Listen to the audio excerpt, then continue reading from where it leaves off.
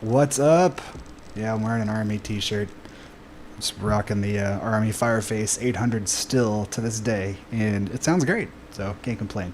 Anyway, this is a one-off because I'm doing something different today. I'm kind of just prepping for a release of something special I've been designing for all my FL Studio peeps. So if you guys have been struggling with mastering a lot of the stuff that people send to me to get mastered, I have been designing and honing in on this custom mastering chain for years now, and I use a lot of like Waves products. I use a lot of third-party VSTs, but a goal of mine has been to take each DAW and just kind of play around with stock plugins, get used to the workflow in that particular DAW, and come up with a custom mastering solution with just the factory tools. So this is kind of like an ongoing series. I've already done Ableton Live, and I've done Cakewalk, which is my daily driver. In fact, I love Cakewalk. Cakewalk is a breeze for me to use. It's kind of like an alternative of Pro Tools. If anybody knows what Pro Tools is, it's like the de facto industry standard, even though they kind of lost their market share years ago when they were going through some troubles with updating their code between like 10 and 11. 12 is definitely a lot more stable now, but Cakewalk for me just does it. It does everything I want it to do. And well, now it's free, which is freaking awesome. It used to be $400 or $500 flagship DAW from, it was owned by Roland for a while, and then Gibson bought it out from Roland, and then Gibson was about to shutter it, and this Korean company, BandLab, came in and just took over, and they have been doing amazing things with it, especially the least of which you can't scoff at, the fact that they're making it freely available, when normally it's like a $400 or $500 DAW, so that's incredible. With that said, today I'm going to be working in FL Studio. However, I'm pretty green at FL, so forgive me if I ask you guys questions. Feel free to hit me up in the chat, or the comments. Sorry, unless you're on Twitch. Yeah, hit me up in the chat on Twitch. So, without further ado, let me hop in. I'll show you guys where I'm at right now, and that is building a custom patcher solution for mastering. And let me just walk you guys through what I have so far. It's pretty simplistic. I'm not concerned about my overall channel layout just yet. I'm just trying to get a patcher solution done. So this is what I have so far. And if you guys can tell, I've already done quite a bit of work, at least with the signal flow. And if anybody is familiar with the previous videos I've done for my mastering chain design, based on other DAWs, you'll see this is pretty familiar setup. I usually do a lot of pre-filtering and pre-processing before I get to what I call the two-stage, the pitch and catch sort of multi-band process. And it gets pretty complex because trying to do it with the tools as they're designed by the FL Studio team, ImageLine is an amazing company. They have a lot of really cool tools, but it's a totally different approach than what I'm used to. So I've kind of had to break down the process behind those tools and understand a lot of what's going on under the hood to try to emulate or mimic that coming in here. So first off, maybe I should just open up my actual patcher. I'm going to open up a separate one here. And I will just open up, because I built it originally with just mapping out my presets and settings that I was building with the Waves tools. So here's my original chain as it was designed in in Waves.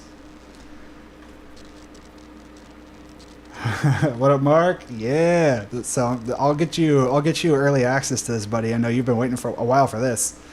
So I'll walk you guys through it really quick, just with the Waves plugins, and you can see right off the bat, we're doing EQ first. I have a few things that are just tightening control wise.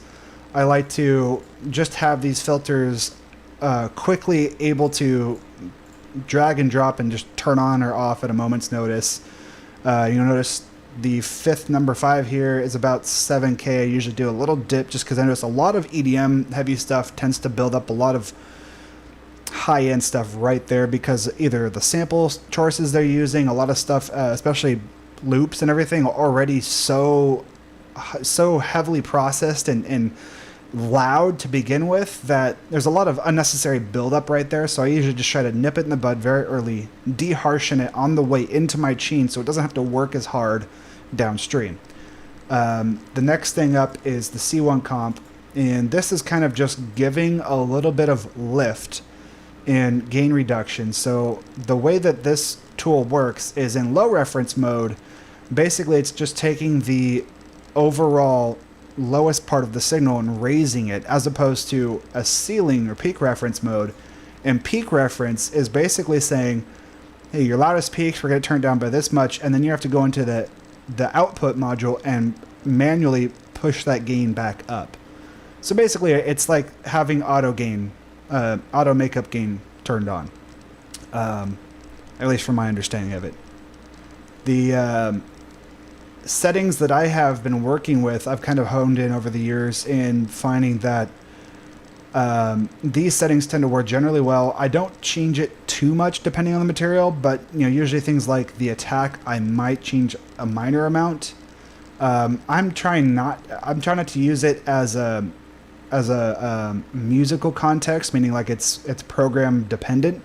I'm just trying to do some very, very early pre-processing of the signal to just get it ready for that pitch and catch method I was mentioning earlier. So these three tools here are all sort of like my pre-filtering and pre-processing stuff. So REQ6, the C1 comp stereo, and the L3. And you notice it's not really doing anything. Like right now, it's just set to 0 and 0. It's not doing anything on the signal. So if I set to, I could bypass it entirely. I could just turn it off. I don't necessarily need it in every project. However, I like to have it ready to grab at a moment's notice, because if there is a project that needs some sort of taming of like just crazy peaks. So for example, if we were to look in here, right? And let me just see if I can grab that really quick. I'd hope if I remembered the tools for zooming in on my tracks there. All right, so looking at these peaks here, imagine if those peaks were just reaching way up too high. That's where I would grab a tool like this and basically just uniformly grab it back down so that I'm working at a uniform gain level, meaning like those really loud transients that are like really rare, like maybe one right here, one right there, they're just spurious peaks.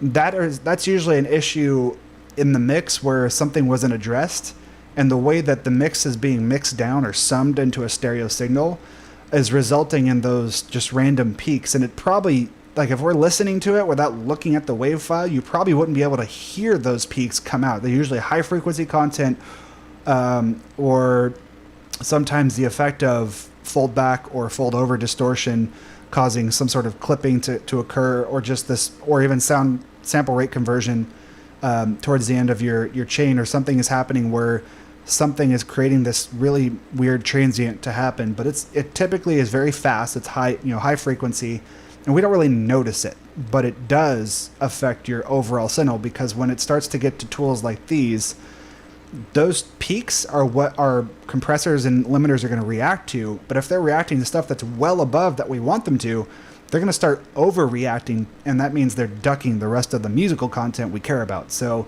this is kind of like just a controller going in to tame those so that my pitch and catch multiband tools can do their job on the musical portion of the content and not have to worry about those crazy peaks that might be, inaudible to us, but clearly audible to these plugins. So that's the way to think about it.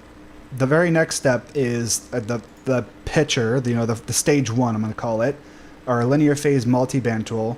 And this is pretty special. I've been using this for a long time now, and it's basically all input driven, meaning we don't have a set compression ratio. We don't get to dial that in, but we do get to play with the range, meaning like how much gain reduction we can allow it to do. So anything beyond 11 dB of gain reduction, it's going to let go of through this release characteristic. You notice I also have this release set to arc versus manual. Manual meaning it's going to only pay attention to these inputs. But for the most part, I leave it on arc because the auto release characteristic is a specific table of release profiles that waves have tailored to react to specific content. So meaning each band here has its own arc profile, and it's dependent on the material that it's feeding into it. So it's a pretty sophisticated tool. It's going to be really tough to try to emulate with FL's stock stuff, but I feel like I got pretty close. So the next one in the chain is the Wave Center Stereo Tool. Pretty sophisticated mid-side processor, just helping me do a little bit of writing and automation of things like the center channel and the sides channel, and then the crossover filtering that's happening between the lows, the highs, and then how it's handling the punch, or basically like anything below wherever your low setting is set to. It's pretty cool. I use it very subtly, so it tends not to be very drastic, but it does make a difference. And then trying to find something in FL Studio that does this, I just wasn't happy with. So I was able to use some of their dynamics tools in a widening sense that was able to get a similar result. So I'm trying to build those controls in, and just you won't see a specific dedicated mid-side processor in the chain, but I will try to build in some controls that will implement that. So I might be asking you guys for help with that, because that's a lot of fine-tuning.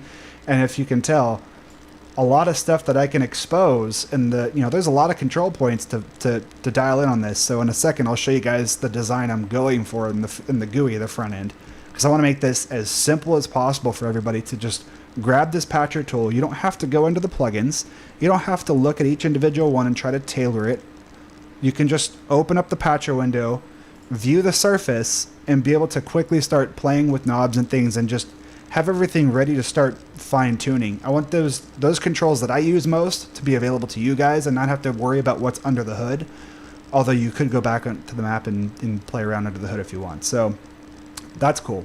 So you'll notice there is another broadband compressor after that, of course, a Fairchild emulation. That also was pretty hard to try to emulate, but I feel like I can get something in the ballpark. And then it's going into, I'm really just using the SSLG channel for EQ. So this is some analog style parametric EQ moves that I'm doing. You can see they're pretty much just set, slight bumps here. I'm not really using the filtering, although I am doing a low bump right around 60 Hertz for this one. Analog is on, but you notice like the ratio, like the dynamics section is just off. I'm bypassing that entirely. I'm not using any of the dynamics. Then we go into stage 2, which is that second stage, the catcher for multiband.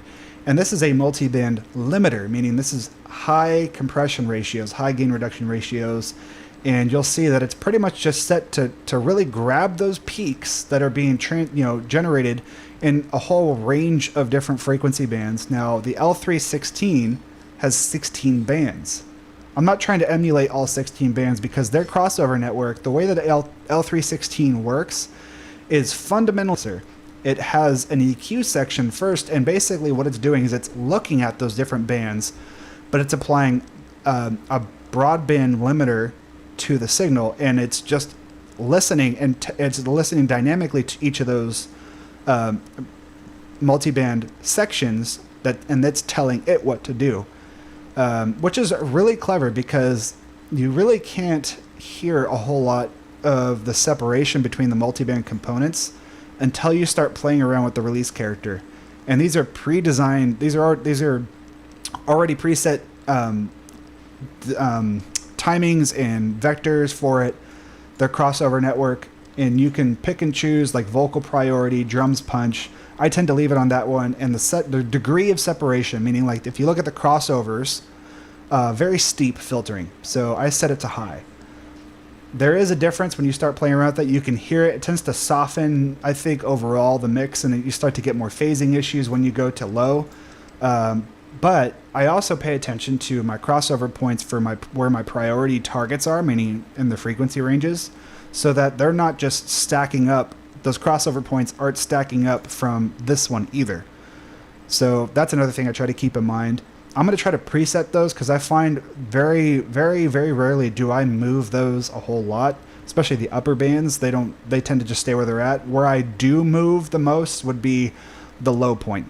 And the low point for the stage 1 and stage 2 tend to be different points than each other, not always at the same point. So finally, we come into the finalizer section, which is one more stage of gain reduction, just kind of, I would say it's just shaping those peaks those final transients as we reach our final destination of the L2, which is the limiter. So pretty pretty lengthy process, obviously, but I've kind of broken it up into two sections. And so I'm going to close this one. I'm going to go back to my original patcher here, and you'll see it kind of mimics the same approach. So we have the EQ, the compressor, and the limiter. Those are all my pre-filter and pre-processing in the wave setup. And then the lows, mids, and highs are actually still, I'm using multiple bands for each. So like you can see, this one has 2 bands working, and I've muted the high band.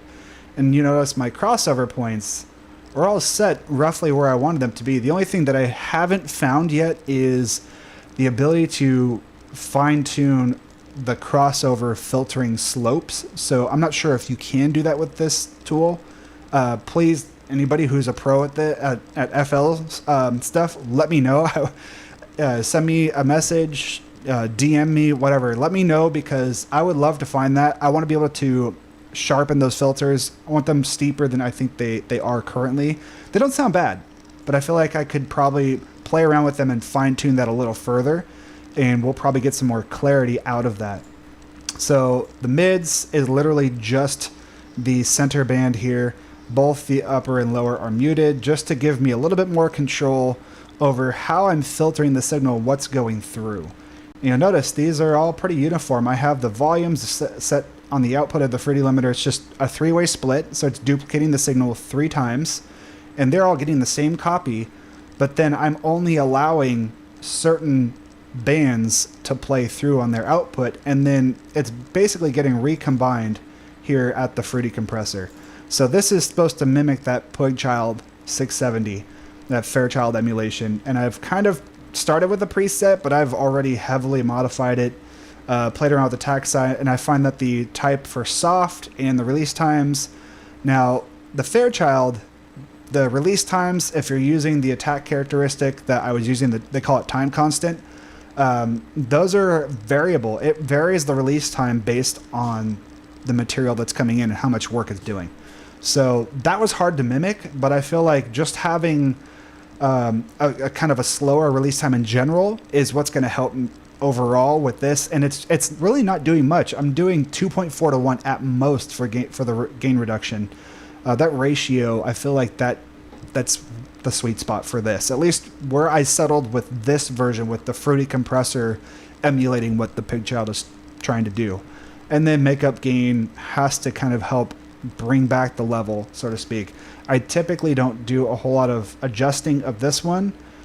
The only time that I will adjust this is probably just the threshold. I want this to react more or less. I don't really tweak anything else in those settings. So moving on, you'll see this guy is mimicking the SSLG channel. Those moves that I did in the SSLG channel, I'm trying to get as close as possible to recreating that same curve, parametric style EQ. And again, the SSLG channel wasn't really doing anything else other than analog flavor, but I feel like for most use cases, you don't really need to add any sort of saturation tools at this point yet. I would probably wait until closer to the end, just because I want to keep things like transients, especially if we're still doing dynamics processing, I want to keep those transients a little cleaner. I feel like a lot of EDM tends to benefit more from those crisp transients as far to the end as you can get. And then here's stage 2, which is basically 1, 2, 3, 4, 5 instances of the multiband tool.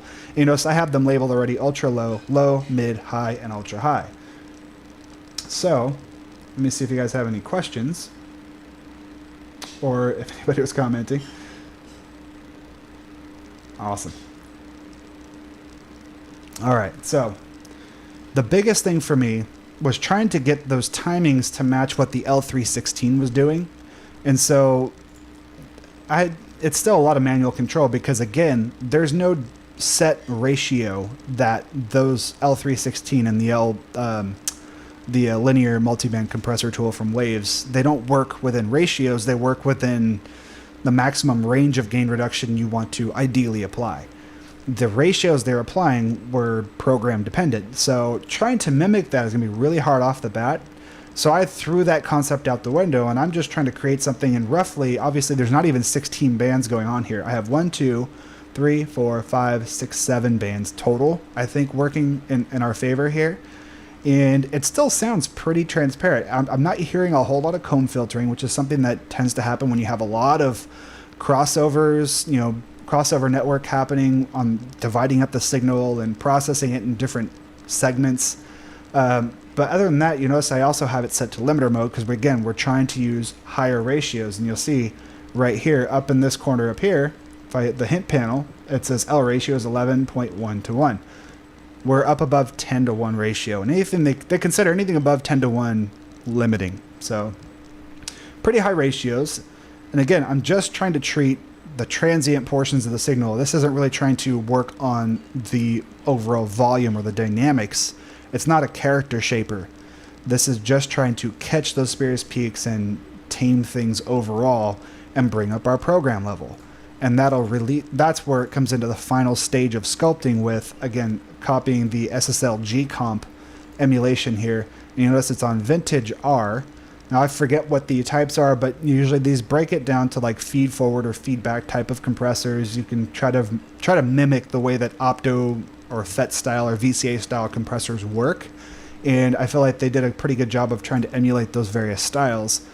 However, I'm still pretty green to these, so forgive me. I'm not entirely sure what the vintage R is actually saying that it does, but I feel like I've got pretty close in terms of audio material. The way that's working on the signal is pretty spot on. So last stage, obviously the fruity limiter is working just like the L2, our final limiter stage. And then why not give it a listen? Let's hear it. And in fact, shout out to Mark. I'm just going to use your older, let's see, logarithmic cataclysm. I'm just going to share that with everybody really quick. I'm only going to play a little section, don't worry. Let me just grab, there we go.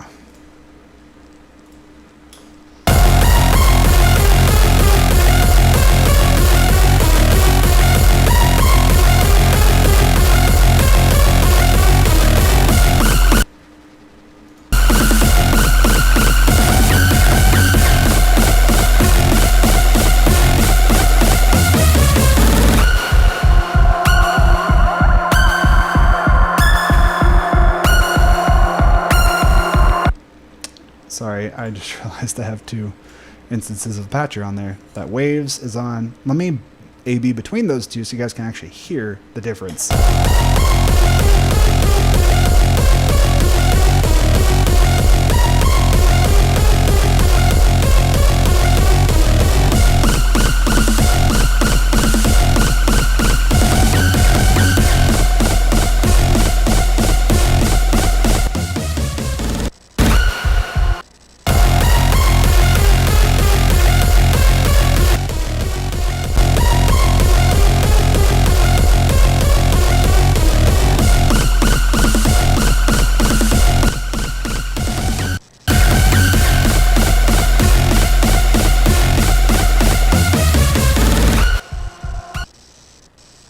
Wow, isn't that crazy?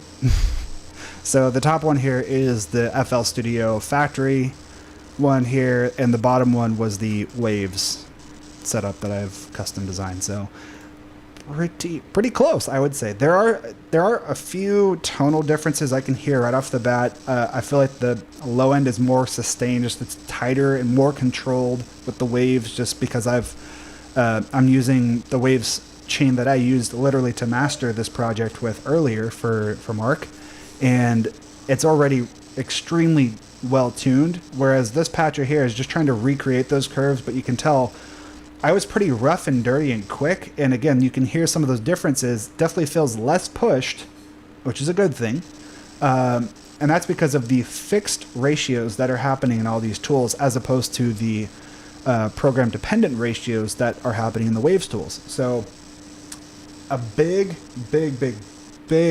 game changer for me is trying to figure out, okay, now that I've got those tools set up, again, can I change those filter slope types for all the multiband tools? And then the other thing is, can I get them to react to the program signal, or basically vary the ratio levels based on the program level that's coming into it? That's a question for very, very advanced patcher users, because I feel like that's going to have to take advantage of specifically all of the capabilities that patcher is capable of. So if we go to Patcher here and we were to add in, oh gosh, he had shown me, or Mark is actually a pretty good guru when it comes to Patcher. I may reach back out to him later, but Patcher has a ton of things like, or I should just say in general, there are a lot of modules available in FL that you can load up through Patcher to do math or formulas and apply those formulas to either control input or audio input. And I'm curious if I can get as close as possible to what the Waves tools are doing, or at the very least, give you guys the same semblance of control at the surface that I would like to give you guys. So that brings me to my next point. What I really want to do is start focusing on things like the UI, or the user design experience. They call it the UX, right? So,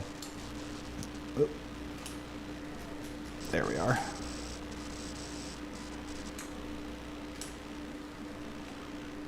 Okay.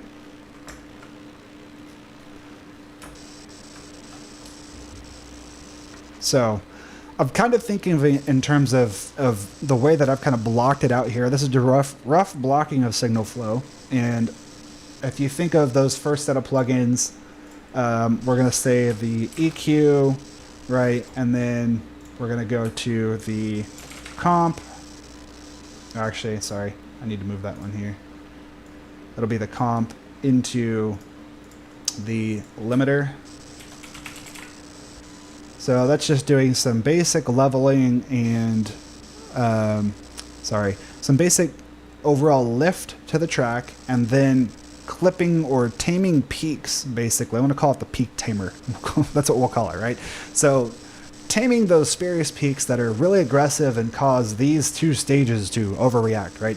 We don't want it to overreact. We want it to work on the musical part of the signal that we care about, and that's why these tools exist. So pre-filtering, just controlling some very basic, like low cutoff or low shelving, and then the upper mids that I was showing you, like that 7 to 8K range, and give you a little bit of controls.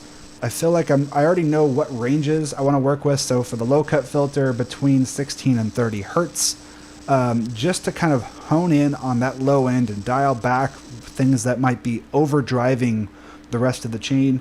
And then the sibilance control between 6 and 8K, just a little fader, if you will.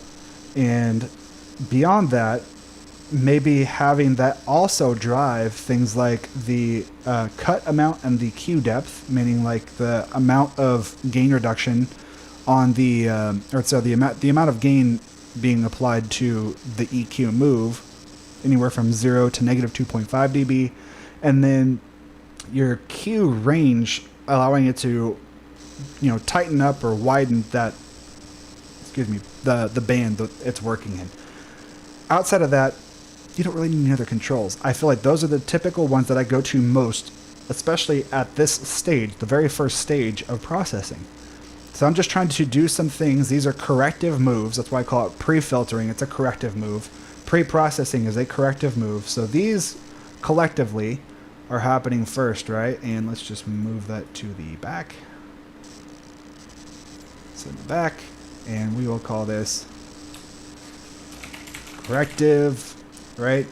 And then we get to the creative stage. Yay, that's this stage here, stage 1 and stage 2, multi-band tools and all the like that were happening in between. Oh, what up, Lucas? What up, brother? Awesome, glad you guys can hang out with me. I know you guys probably aren't using FL Studio, but still worth sharing. And again, for anybody who is a guru at FL, let me know if you guys know of ways to use the Patcher formula tools and things like that. Reach out to me. I'd love to do a one-on-one with you to help me set up something like this. That way it can be really, really easy for you guys to master your tracks in FL. This is going to be the way. And all with stock plugins. In fact, you don't need any third-party tools for it. So let's dive back in. The creative stages here. Stage 1, we're going to have going, let me go back to map. You notice we have the multi-band into the Fruity compressor and EQ2.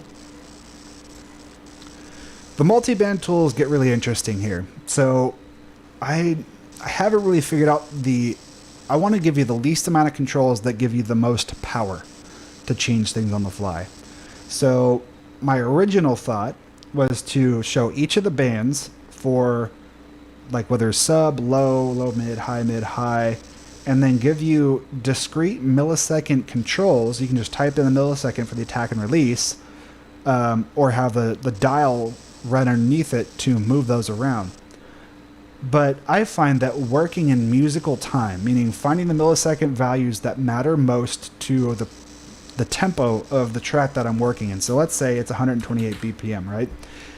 I typically find that if I were to break up the bands from low to high, the low bands having the attack times be a little on the faster side and the release times be on the faster side definitely help. I've tweaked around from song to song. It depends on what I'm trying to get across, and I find it works differently for different songs because the low end of the material is different for each song. But for stuff like what I just played, fast attack and fast release times tend to work best on the low end. And then what I do is I'll still have, actually, I take it back, slow attack times and fast release times. And that allows for these transients to really punch through. And again, when we're talking about ultra low stuff, like below 60 hertz, like 50, 40 even, the time it takes for that frequency to go from 0 to full amplitude and then back down, it's a very slow curve, meaning it takes a long time to do that relative to higher frequency stuff. We're talking about like 7 or 8K. So the time that those do are very, very sharp and very quick, and that's why you get that very sharp sound for the high-end content. So I want to be faster at the attack for those up in the upper ranges, and then slower on the release. And if I do slower on the release for upper frequency content as opposed to lower frequency content, so let me just open this up. Let me go back to Patcher, and I will kind of visualize this for you guys. So you can kind of see it working here. My attack times are kind of slow, right? For the low band here. So from low, mid, high. These are my crossover points. And the attack in that band is about 91.4 milliseconds. This is 30.9, 7.98, 2.5, and 2. That's kind of, it's not quite logarithmic, but it is kind of close. It's like it's an exponential curve. It does kind of slope off there, obviously 2.5 to 2. Now, the thing to keep in mind is these are relative to the musical grid that I was working in. Now, I don't remember if it's set up specifically for this song or another, but they were all tuned to a specific tempo. And this is roughly the time that the attack will work to achieve roughly 2/3 of the amount of gain reduction it needs to apply. The release times I typically would set in reverse. Now, keep in mind, I also have the auto release characteristic set on here, but I noticed that it does still kind of react to the times that I had set. So there's 3 ways that I approach this. One is the release time is uniform across all the material, and that helps it kind of gel across all the bands, so it's still, you don't really hear the effect of crossover filtering, because what will happen is, let's say I also went from slow to fast and there was release times.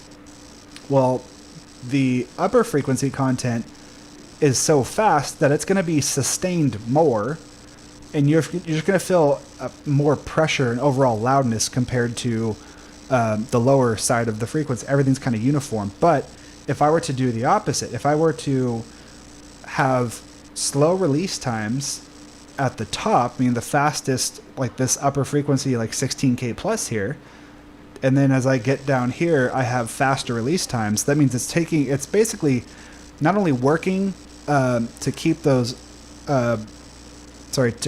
peaks, those transients rushing through, but then it's also slower to react to, or it's faster to release the signal back to its nominal level after it goes back down below the threshold. So basically, if you were to take a compressor and just do this in general, you would notice that the faster release times tend to keep your signal more uniform and louder overall.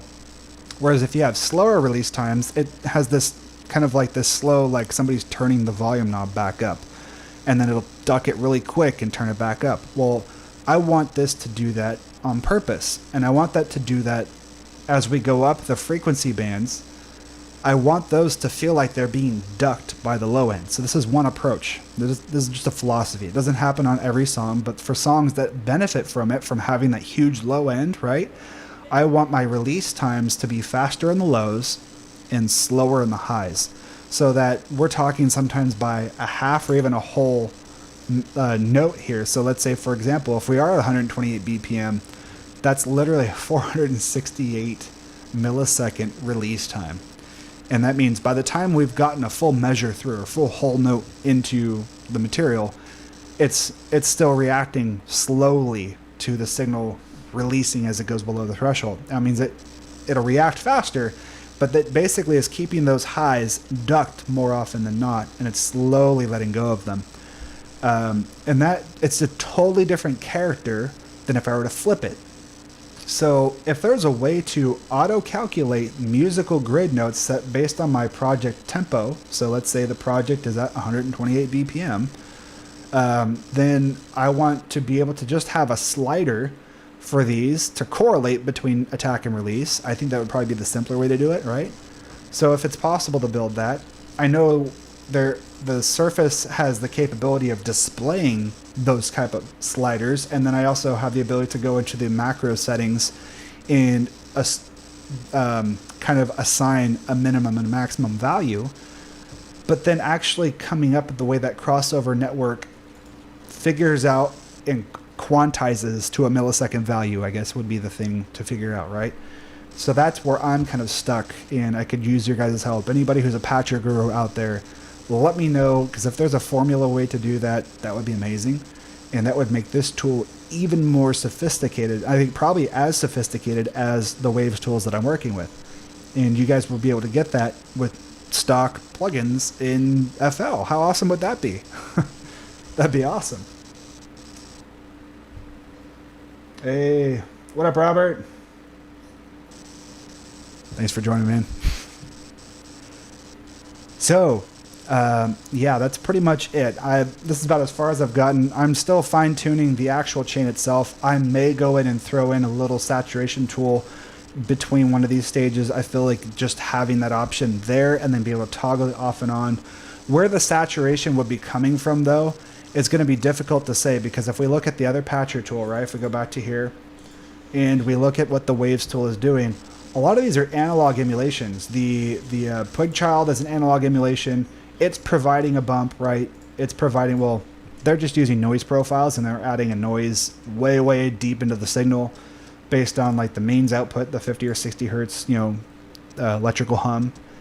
But there's also still some analog flavor happening just from the characteristic, meaning the volume of the signal. The way a lot of these plugins are designed is to work with negative 18 dB RMS signal, more or less, or negative 18 dBV. And they're used to working with content that's coming in at roughly that level. And then if you feed it too hot of a signal, it's going to try to react or simulate the way that the analog equipment would work if it were overloaded with signal. If you fed it too hot of a signal, it's going to break it up in a certain way that analog would break up.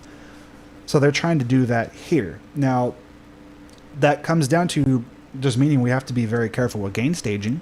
And I want a clean signal. I don't want it to be overly distorted, but there is that harmonic content that is being introduced just by running it through the processor. Yeah, so even if I set this to completely bypass, as long as I don't have this true bypass on, right? Like if I'm bypassing the plugin entirely, you're going to hear nothing applying to the signal, but just passing signal through when it's not like set to do zero gain reduction, it's still going to be imparting something harmonically on the signal. So there's that to keep in mind. It's not just happening there, it's happening at the SSLG channel, it's happening with the SSL comp. So there's, and even the C1 kind of has something that's imparting value on too. So trying to figure out where I want to place that, I'm going to be very strategic with. I feel like there only needs to be one stage that's kind of giving us that analog flavor, and it's either going to be early on in the process, probably right before that limiter or right after it, or it's going to be right before the final limiter towards the very end of the chain. Just depends on where I feel like it's going to add the most value without destroying. So the rule number one, or priority number one for most master engineers, is do no harm. Now, electronic music, it's a totally different ballgame because mastering tends to get treated like the final stage of sound design. So that's a huge tip for anybody out there who's still kind of learning all of, trying to produce electronic music, and you're still learning how to mix and master. Sound design is a critical part of electronic music, but that also means you need to think about mastering as your final stage of sound design, because the mix should sound wonky. It's not going to sound finished until you've mastered it. And that's the way it is. That, listen to anybody who's out there who's putting out, chart-topping tracks right now, whether it's Virtual Riot or, Eliminate or, name anybody, Seven Lions. Like, all of those, their mastering chains are imparting a ton of character. And clearly this one is designed to do something very similar. This is designed to do something specific to the mix that you have to reach that loud broadcast style compression. And that's what's going on here. So, Robert says, hey, yes. Awesome, man. Robert's a big friend of mine out. He lives like a town over or something like that. And we've been friends for a while. Miss working out in the studio with you, buddy. We're going to have to get back to it very, very soon. So, yeah, that's pretty much as far as I've gotten with this FL Patcher business. And this is a call out to all my FL gurus. If you guys know how to build advanced formula systems like what I'm talking about here, if it's even possible, reach out to me. I'd love to schedule a one-on-one with you. Maybe we can do like a Zoom chat or something like that. And we'll dive into it deeper. I'll give you guys early access to the tools as I release them. And if you're big on it, let me know. I'd love to get feedback on it so that way I can get your guys' input. We'll make this thing the best thing possible for FL out there. So, with that said, I do have, and I did mention it earlier, I do have, I already have those mastering chains available for the other DAWs that I was talking about.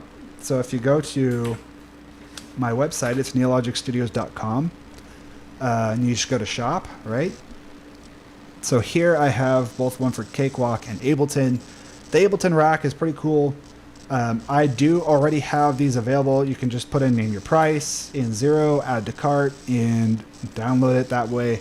And if you scroll down, you'll see there's a walkthrough video that will walk you through how the chain works and what you can do to each of the modules to optimize it for your particular mix, to try to get the most out of the mastering chain.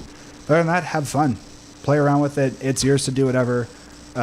Reverse engineer it, take it to court. Make it your biatch, Same with Cakewalk here. The next thing I'll be working on is trying to actually set up mastering project templates for all the DAWs as well. You notice I already have one available for Cakewalk. Here's a mastering template that I use in Cakewalk as my daily driver. And I walk you through my workflow and setup. And soon I just have to go link it. I have a video walkthrough of that one already. So if you guys want that, so there's a suggested price, but again, just put 0 and download it. Bam, it's yours. Yeah, happy Thanksgiving. Anyway, that's pretty much it for me today. Thank you guys so much for tuning in.